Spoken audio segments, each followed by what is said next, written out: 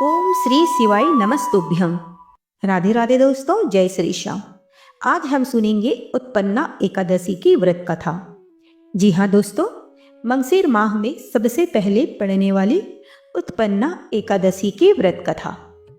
दोस्तों, हम कथा सुने उससे पहले आइए जान लेते हैं कि एकादशी की तिथि कब प्रारंभ हो रही है, इसका समापन कब होने वाला है और इसका पारण समय क्या रहने वाला है।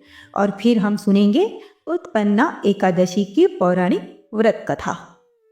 तो दोस्तों, इस बार मंगशीर माह को सबसे पहले पड़ने वाली उत्पन्ना एकादशी की तिथि का प्रारंभ हो रहा है 14 नवंबर 2025 को 2:19 पर। जी हाँ माताओं और बहनों, इस तिथि को आप नोट कर लीजिए कि एकादशी की तिथि का प्रारंभ हो रहा है नवंबर 14, 2025 2:29 पर और एकादशी का समापन होने वाला है 15 नवंबर 2025 को 4:07 पर। जी हाँ दोस्तों, इसका समापन होने वाला है 15 नवंबर 2025 शाम के समय 4:07 पर। तो माताओं और बहनों, कई लोगों ने मुझसे एक प्रश्न पूछा कि पारण किसे कहते हैं। जी हाँ माताओं और बहनों, आप लोगों में से कई माताएं बहनें पूछती हैं कि पारण किसे कहते हैं। तो यहाँ मैं आप लोगों को बता दूं कि एकादशी के व्रत को जब हम समाप्त करते हैं उसी दिन को हम पारण कहते हैं। एकादशी व्रत के अगले दिन सूर्य उदय के बाद पारण किया जाता है। एकादशी व्रत का पारण द्वादशी तिथि को समाप्त होने से पहले करना अति आवश्यक होता है। और यदि द्वादशी तिथि सूर्योदय से पहले समाप्त हो गई है तो एकादशी का व्रत पारण सूर्योदय के बाद ही होता है। और माताओं और बहनों, द्वादशी तिथि के भीतर पारण ना करने से हमें पाप लगता है। एकादशी व्रत का पारण हरिवासर के दौरान भी नहीं करना चाहिए। और जो माताएं और बहनें व्रत कर रही हैं उन्हें व्रत तोड़ने से पहले हरिवासर समाप्त होने की प्रतीक्षा करनी चाहिए। हरिवासर द्वादशी तिथि की पहली 1/4 अवधि होती है और व्रत तोड़ने के लिए सबसे उपयुक्त समय प्रातः काल का होता है। मेरी बातों को ध्यान से सुनिए माताओं और बहनों, व्रत करने वाली माताओं और बहनों को मध्याह्न के दौरान व्रत तोड़ने से बचना चाहिए। और कुछ कारणों की वजह से अगर कोई प्रातः काल पारण करने में सक्षम नहीं है तो उसे मध्याह्न के बाद ही पारण कर लेना चाहिए। और माताओं और बहनों, कभी कभी एकादशी व्रत लगातार 2 तिथियों में आता है। जी हाँ माताओं और बहनों, कभी कभी एकादशी का व्रत 2 दिनों के लिए लगातार पड़ता है। जब एकादशी व्रत 2 दिन का होता है तब समस्त परिवारजनों को पहले दिन एकादशी का व्रत कर लेना चाहिए, क्योंकि दूसरे दिन वाली एकादशी को दूजी एकादशी कहते हैं। जी हाँ माताओं और बहनों, जब 2 दिनों एक साथ एकादशी पड़ती है तो हमें पहले वाले ही दिन की एकादशी का पालन करना चाहिए, क्योंकि जब दूसरे दिन वाली एकादशी पड़ती है तो उसे दूजी एकादशी कहते हैं। ये एकादशी सन्यासियों, विधवाओं और मोक्ष प्राप्ति के इच्छुक श्रद्धालुओं को करनी चाहिए। और जब जब एकादशी व्रत 2 दिन पड़ता है तब तब दूजी एकादशी और वैष्णव एकादशी एक ही दिन होती है। तो उम्मीद है दोस्तों कि आपको एकादशी के विषय में संपूर्ण जानकारी मिल गई होगी। तो आइए अब सुन लेते हैं उत्पन्ना एकादशी की व्रत कथा। तो एक बार प्रेम से बोलिए जय श्री हरि विष्णु। मेरी सभी माताओं और बहनों से निवेदन है कि कमेंट बॉक्स में जय श्री हरि विष्णु जरूर लिखिए। और हाँ माताओं और बहनों, जब आप कथा का श्रवण कर रही हैं तो हमारे यहाँ ऐसा रिवाज है कि जब आप कोई भी कथा का श्रवण कर रही हैं तो खाली हाथ कथा का श्रवण नहीं करना चाहिए। आपको हाथ में 2 दाना गेहूं का अवश्य ही रखना चाहिए, या फिर अगर गेहूं ना हो तो आप 2 दाना फूल भी हाथ में रख सकते हैं। कहने का मतलब है कि आपको खाली हाथ कभी भी कोई भी व्रत का श्रवण नहीं करना है। तो चलिए सुनते हैं उत्पन्ना एकादशी की व्रत कथा। श्री सूत जी बोले कि हे विप्रो, भगवान श्री कृष्ण ने विधि सहित इस एकादशी महात्म को अर्जुन से कहा था। प्रभु में जिनकी श्रद्धा है वो ही इस व्रत को प्रेम पूर्वक सुनते हैं तथा इस लोक में अनेक सुख को भोग कर अंत में वैकुंठ को प्राप्त होते हैं। और एक बार अर्जुन ने भगवान श्री कृष्ण से पूछा, हे जनार्दन, एकादशी व्रत की क्या महिमा है? इस व्रत को करने से कौन सा पुण्य मिलता है? इसकी विधि क्या है? सो आप मुझे बताने की कृपा कीजिए। अर्जुन के ये वचन सुनकर भगवान श्री कृष्ण ने कहा, हे अर्जुन, सर्वप्रथम हेमंत ऋतु के मार्गशीर्ष माह में कृष्ण पक्ष की एकादशी का व्रत जरूर करना चाहिए। दशमी की संध्या को दातून करनी चाहिए तथा रात्रि को भोजन नहीं ग्रहण करना चाहिए। एकादशी को प्रातः संकल्प नियम के अनुसार कार्य करना चाहिए और मध्याह्न को संकल्प पूर्वक स्नान करना चाहिए। स्नान से पूर्व शरीर पर मिट्टी का लेप लगाना चाहिए। उसके बाद मस्तक पर चंदन का तिलक लगाना चाहिए। चंदन लगाने का मंत्र कुछ इस प्रकार है। जी हाँ माताओं और बहनों, भगवान श्री कृष्ण ने कहा अर्जुन से कि चंदन लगाने का भी मंत्र है जिसे आपको अवश्य ही करना चाहिए। तो मंत्र कुछ इस प्रकार है। अश्व क्रांते रथ क्रांते विष्णु क्रांते वसुंधरे उद्धतापी वराहेण कृष्ण शतबाहुना मृत्तिके हर पाप यमुना पूर्वक संचितम त्वचा हेतम पापिनम गच्छामि परमाम गतिम। उसके बाद धूप दीप नैवेद्य से भगवान श्री हरि की पूजा अर्चना करनी चाहिए। रात्रि में दीपदान करना चाहिए। ये सभी स्वास्तिक कर्म भक्ति पूर्वक अवश्य ही करना चाहिए और रात्रि में जागरण करते हुए श्री हरि के नाम का जाप करना चाहिए तथा किसी भी प्रकार के भोग विलास या स्त्री प्रसंग से दूर रहना चाहिए। हृदय में पवित्र एवं स्वास्तिक विचारों को ही स्थान देना चाहिए और इस दिन श्रद्धा पूर्वक ब्राह्मणों को दान दक्षिणा अवश्य ही देना चाहिए तथा उनसे अपने पापों की क्षमा याचना भी करनी चाहिए। धार्मिक जनों को शुक्ल पक्ष तथा कृष्ण पक्ष की दोनों एकादशियों को एक समान समझना चाहिए। इनमें भेदभाव नहीं करना चाहिए। इसके बाद विधि के अनुसार जो मनुष्य एकादशी का व्रत करते हैं उनको शखोद्वार तीर्थ एवं दर्शन करने से जो पुण्य प्राप्त होता है वह एकादशी व्रत के पुण्य के 16वें भाग के समान भी नहीं है। हे अर्जुन, व्यतिपात योग में, संक्रांति में तथा सूर्य ग्रहण में एवं चंद्र ग्रहण में दान देने से तथा कुरुक्षेत्र में स्नान करने से जो पुण्य प्राप्त होता है वही पुण्य मनुष्य को एकादशी का व्रत करने से प्राप्त होता है। जी हाँ माताओं और बहनों, यहाँ श्री कृष्ण जी अर्जुन को समझाते हुए कह रहे हैं कि एकादशी करने से जो आपको पुण्य मिलता है वो आप किसी तीर्थ में जाकर भी उतना पुण्य नहीं कमा सकते हैं। आगे श्री कृष्ण जी कहते हैं कि हे कुंती पुत्र, जो फल वेद पाठी ब्राह्मणों को 1,000 गोदान करने से प्राप्त होता है उससे भी 10 गुना अधिक पुण्य एकादशी का व्रत करने से प्राप्त होता है। 10 श्रेष्ठ ब्राह्मणों को भोजन कराने से जो पुण्य प्राप्त होता है वह एकादशी के पुण्य के 10वें भाग के समान भी नहीं होता है।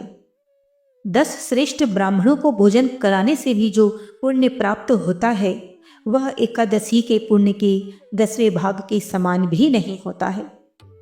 यहाँ पर माताओं और बहनों, श्री कृष्ण अर्जुन को समझाते हुए कह रहे हैं कि एकादशी का क्या महत्व है। एकादशी का व्रत करने से तुम्हें किन पुण्यों की प्राप्ति होती है। आगे श्री कृष्ण कहते हैं कि निर्जला व्रत करने का आधा फल एक समय भोजन करने के समान होता है। अतः एकादशी का व्रत करने पर ही यज्ञ, दान, तप आदि प्राप्त होते हैं, अन्यथा नहीं होते हैं। अतः एकादशी का व्रत अवश्य ही करना चाहिए। इस एकादशी को व्रत के समय शंख से जल नहीं पीना चाहिए।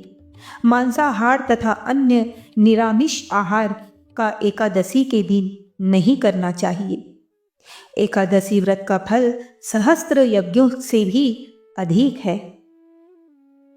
भगवान श्री कृष्ण के वचन सुनकर अर्जुन ने कहा, हे प्रभु, आपने इस एकादशी व्रत के पुण्यों को अनेक तीर्थों के पुण्यों से भी श्रेष्ठ बताया है। कृपा करके यह सब आप विस्तार पूर्वक मुझे कहिए। अर्जुन की बातें सुनकर श्री कृष्ण बोले, हे पार्थ, सतयुग में महाभयंकर दैत्य हुआ था। उसका नाम था मूर। उस दैत्य ने इंद्र आदि देवताओं पर विजय प्राप्त कर उन्हें उनके पद से हटा दिया था। उसके बाद इंद्र ने भगवान शंकर से प्रार्थना की कि हे भोलेनाथ, हम सब देवता मूर दैत्य के अत्याचारों से दुखी होकर मृत्यु लोक में अपना जीवन व्यतीत कर रहे हैं। राक्षसों के भय से हम बहुत ज़्यादा दुखी और कष्ट को भोग रहे हैं। मैं स्वयं बहुत दुखी हूँ और भयभीत भी हूँ। अन्य देवताओं की तो बात ही क्या कहें। अतः हे कैलाशपति, कृपा करके आप मूर दैत्य के अत्याचारों से हमारी रक्षा कीजिए। हमें कोई उपाय बताइए। देवराज की प्रार्थना सुनकर शंकर जी ने कहा, हे देवेंद्र, आप भगवान श्री हरि के पास जाइए। मधुकैटभ का संहार करने वाले भगवान विष्णु देवताओं को अवश्य ही इस भय से मुक्त कराएंगे। महादेव जी के आदेश अनुसार इंद्र तथा अन्य देवता क्षीर सागर को गए, जहां पर भगवान श्री हरि शेष शैया पर विराजमान थे।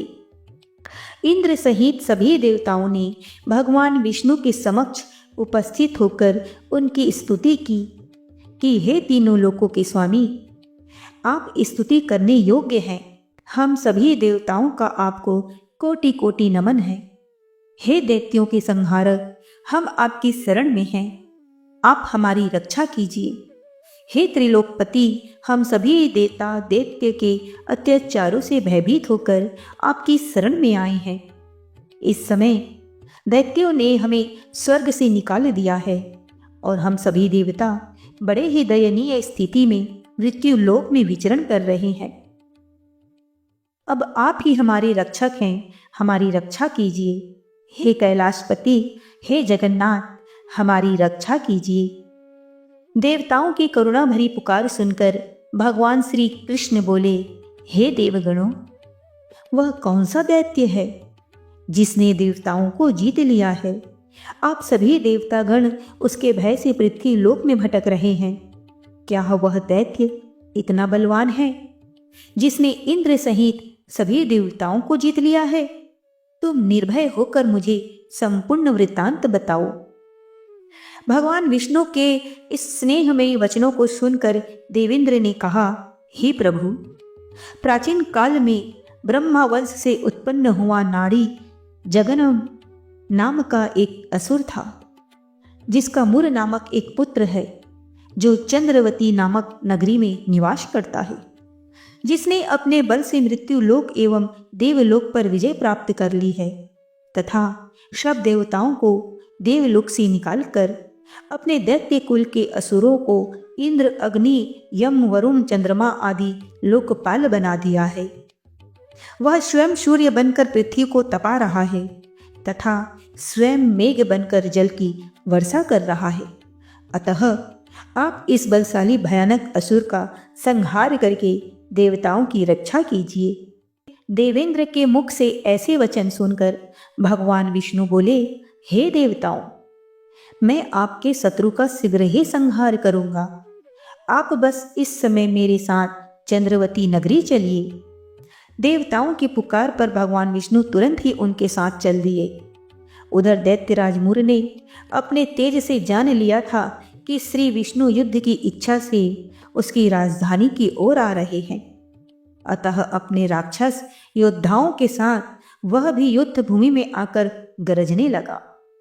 देखते ही देखते युद्ध आरंभ हो गया। युद्ध आरंभ होने पर अनगिनत असुर अनेक शस्त्र अस्त्रों को धारण कर देवताओं से युद्ध करने लगे, किंतु देवता तो पहले ही डरे हुए थे और वह अधिक देर तक राक्षसों का सामना ना कर सके और भाग खड़े हुए। तब भगवान विष्णु स्वयं युद्ध भूमि पर आ गए। दैत्य पूर्व से भी अधिक उत्साह में भरकर भगवान विष्णु से युद्ध करने लगे। वे अपने अस्त्र शस्त्रों से उन पर भयंकर प्रहार करने लगे। दैत्यों के आक्रमणों को श्री विष्णु अपने चक्र एवं गदा से प्रहारों से नष्ट करने लगे।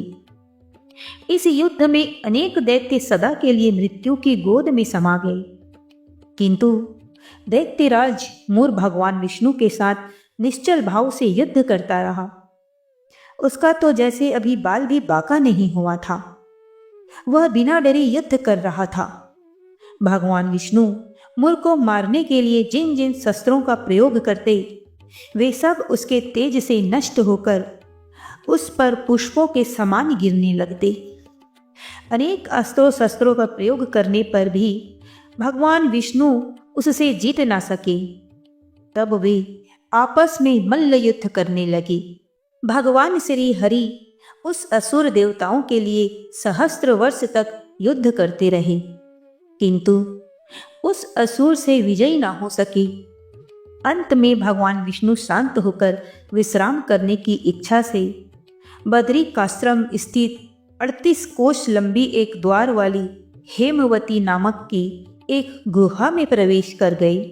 आगे श्री कृष्ण ने कहा कि हे अर्जुन, उस गुफा में प्रभु ने शयन किया। भगवान विष्णु के पीछे पीछे वह दैत्य वहां भी चला आया। भगवान श्री हरि को सोता देखकर वह उन्हें मारने की तैयारी करने लगा।